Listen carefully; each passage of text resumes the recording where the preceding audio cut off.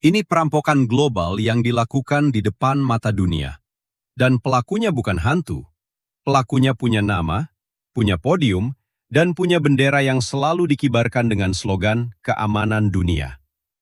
Semua keputusan di ruang rapat Gedung Putih yang ribuan kilometer jauhnya. Mari kita putar waktu sejenak. Mari kita lihat bagaimana panggung sandiwara ini mulai dibuka. Semuanya meledak dalam tempo yang sinematik. Seperti film thriller yang sutradaranya tahu persis bagaimana membuat penonton gelisah. Awal tahun 2026, berita pertama yang mengguncang layar televisi dunia. Nicolás Maduro, Presiden Venezuela, ditangkap oleh pasukan khusus Amerika di istananya sendiri di Caracas. Bukan operasi rahasia, bukan bisik-bisik, ini dilakukan terang-terangan. Hanya dalam hitungan jam, Donald Trump berdiri di depan mikrofon. Wajahnya penuh kemenangan. Dia umumkan bahwa perusahaan minyak Amerika akan menyuntikkan miliaran dolar ke Venezuela. Exxon sudah kirim tim evaluasi. Venezuela akan jadi pemasok minyak baru bagi Amerika. Puluhan juta barel siap mengalir. Sementara itu, di sisi lain dunia, Teluk Persia mulai panas. Amerika umumkan target resmi, menghancurkan rudal, drone, angkatan laut, dan angkatan udara Iran. Mereka bilang ini demi stabilitas kawasan. Tidak perlu pasukan darat, cukup serangan presisi. Tapi di podium yang sama, Marco Rubio dan Trump mulai bicara berbeda. Mereka sebut Pulau Karg, pintu gerbang ekspor minyak terpenting Iran. Mereka bicara soal mengambil pulau itu.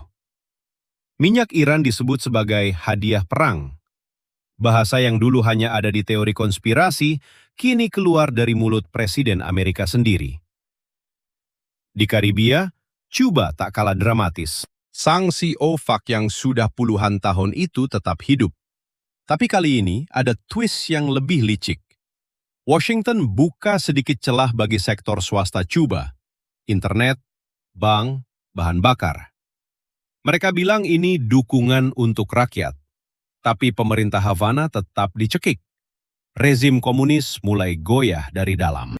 Bukan dengan bom, dengan aturan yang terlihat legal, tapi mematikan pelan-pelan.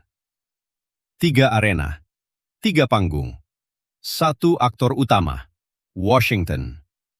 Di Venezuela, dalihnya perang melawan narkoba. Di Iran, dalihnya ancaman nuklir dan rudal. Di Cuba, dalihnya hak asasi dan demokrasi. Tapi di balik semua itu, ada pola yang sama. Minyak, kekuasaan, dan keinginan mempertahankan dolar sebagai raja dunia. Publik mulai melihat ada yang ganjil. Teori konspirasi yang dulu diketawakan, kini berdiri di depan kamera Gedung Putih dan berbicara dengan aksen Trump yang penuh keyakinan. Lalu pertanyaannya muncul, tajam dan tak bisa dihindari. Siapa sebenarnya dalang yang mengatur seluruh sandiwara ini? Siapa sebenarnya dalang yang mengatur seluruh sandiwara ini? Mari kita bongkar pelan-pelan dengan mata yang tajam.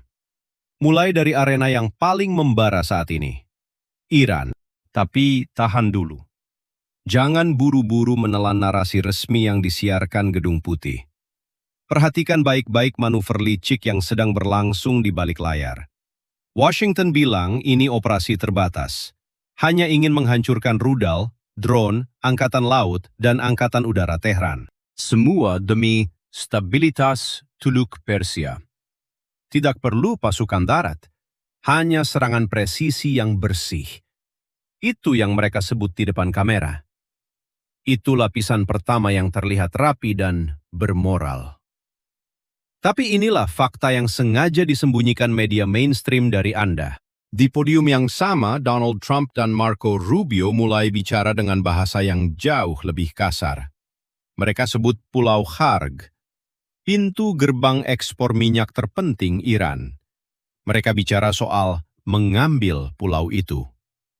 Minyak Iran disebut sebagai hadiah perang, bukan lagi bisik-bisik teori konspirasi.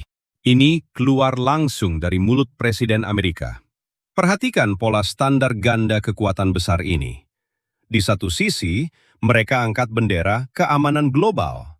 Di sisi lain, tangan mereka sudah meraih keran minyak yang mengalir ke Selat Hormuz. Iran bukan hanya ancaman rudal. Iran adalah sekutu strategis China dan Rusia di jalur energi paling vital dunia. Melemahkannya berarti memutus tali yang mengikat Beijing dan Moskow di Timur Tengah. Itu bukan kebetulan, itu desain. Dan ada lapisan yang lebih dalam lagi. Meski tidak diumumkan resmi, bahasa politik Washington sudah bergeser halus. Mereka mulai bicara pasca Khamenei. Pemimpin baru yang lebih ramah. Rezim yang bisa diajak kerjasama. Ini bukan sekedar serangan militer. Ini operasi bayangan untuk regime change yang dikemas sebagai kebutuhan keamanan. Bayangkan konsekuensinya. Jika Iran goyah, Selat Hormuz bisa dikendalikan lebih ketat oleh Washington. Harga minyak dunia akan ditentukan oleh siapa yang menguasai keran itu. Negara-negara importir seperti kita di Asia Tenggara akan merasakan getarannya langsung. Pompa bensin naik, harga barang naik, semua karena satu keputusan di ruang perang Gedung Putih. Tapi tahan dulu lagi. Ini bukan hanya soal Iran. Ini soal pola yang berulang. Washington jarang bertindak karena satu alasan saja. Keamanan adalah tameng. Minyak adalah tujuan sesungguhnya. Dan kontrol geopolitik adalah hadiah utama. Inilah intrik yang membuat teori konspirasi kehilangan kata teori. Ketika tujuan resmi dan kepentingan tersembunyi bertemu di podium yang sama, mana yang sebenarnya jadi prioritas? Publik mulai melihat ada yang ganjil, dan ketegangan ini tidak berhenti di Teluk Persia. Efeknya sudah mulai merambat, merayap pelan ke negara-negara tetangga, ke Karibia yang tenang, ke Amerika Selatan yang kaya sumber daya, ke seluruh dunia yang bergantung pada rantai energi global. Karena sekali bantai ini bergerak, tidak ada yang benar-benar aman lagi. Dan sekarang, efeknya mulai merambat. Bukan hanya di Teluk Persia, bukan hanya di Karibia atau Amerika Selatan. Ini sudah menjadi gelombang domino yang siap menghantam seluruh dunia. Banyak yang tidak menyadari bahwa ketika Iran goyah, Selat Hormuz langsung terancam. Jalur minyak yang mengalir ke seluruh Asia, Eropa, dan bahkan Amerika. Satu blokade kecil saja sudah cukup membuat harga barel minyak dunia melompat 2 kali lipat dalam semalam. Pompa bensin di Jakarta, Surabaya, Medan, semuanya akan menjerit. Bukan besok, bukan lusa, tapi sekarang secara bertahap tanpa ampun. Disinilah letak kengerian sebenarnya. Rantai pasok global mulai retak. Kapal-kapal tanker yang biasa melintas Selat Hormuz terpaksa memutar jauh. Asuransi naik gila-gilaan. Harga pengiriman barang melonjak. Minyak goreng di pasar tradisional Indonesia naik lagi. Pupuk untuk petani naik lagi.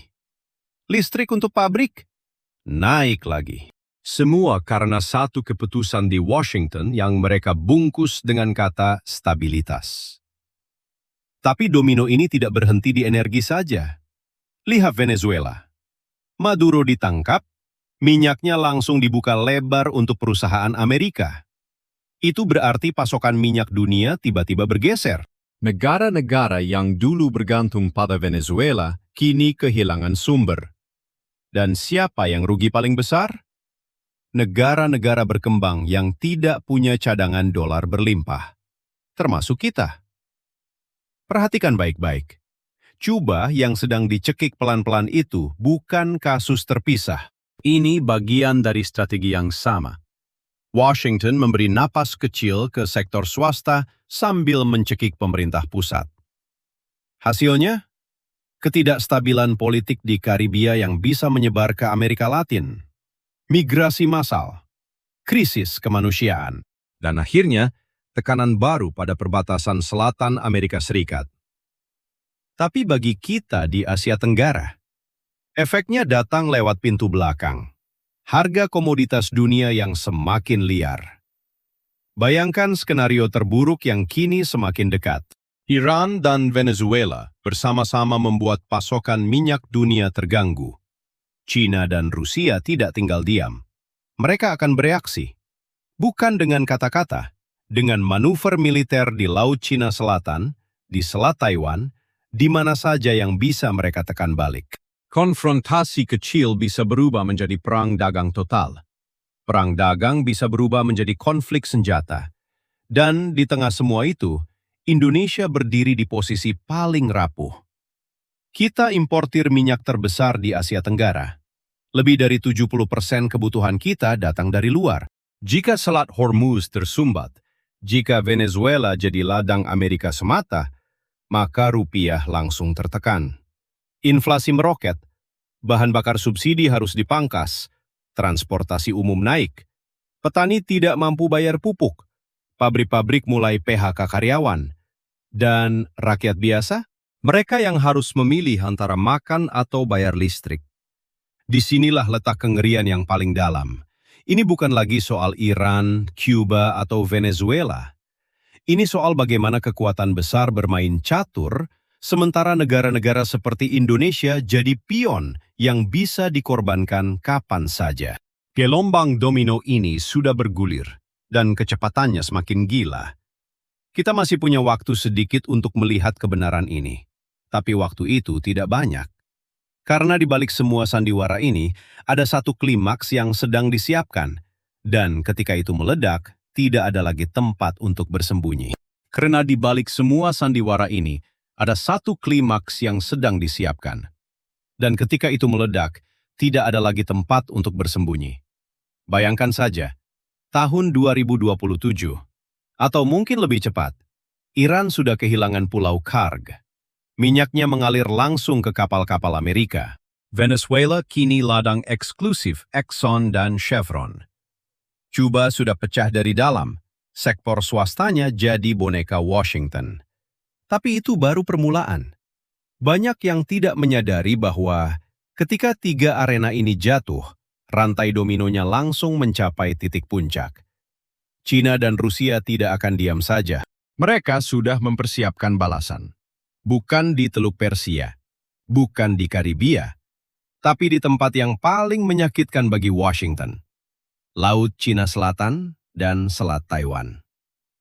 Disinilah letak kengerian sebenarnya. Konfrontasi kecil berubah menjadi blokade total. Kapal tanker dunia terjebak. Harga minyak bukan naik 2 kali lipat, tapi 5 kali lipat. Dolar yang selama ini jadi raja dunia mulai goyah. Negara-negara BRICS membangun sistem pembayaran sendiri, dan tiba-tiba rupiah Indonesia bukan hanya tertekan, ia ambruk. Bayangkan Jakarta di tahun itu. Pompa bensin kosong. Antrean panjang di setiap SPBU.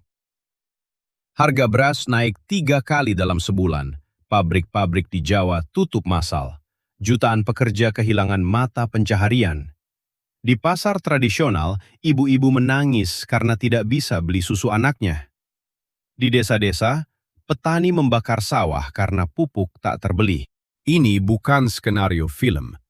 Ini proyeksi yang sangat masuk akal jika permainan kekuasaan ini tidak dihentikan sekarang. Washington akan dapat minyak murah, tapi dunia akan bayar dengan api. Konflik militer skala besar. Bukan perang nuklir yang dramatis di televisi, tapi perang ekonomi yang membunuh pelan-pelan. Perang yang membuat negara seperti Indonesia berdarah tanpa satu peluru pun mengenai tanah kita. Dan di tengah semua itu, bantai Vohing itu akhirnya terlihat jelas.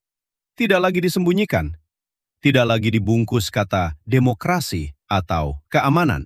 Ia berdiri di depan dunia dengan senyum Trump, dengan suara Rubio, dengan dokumen OPEC yang dingin dan resmi.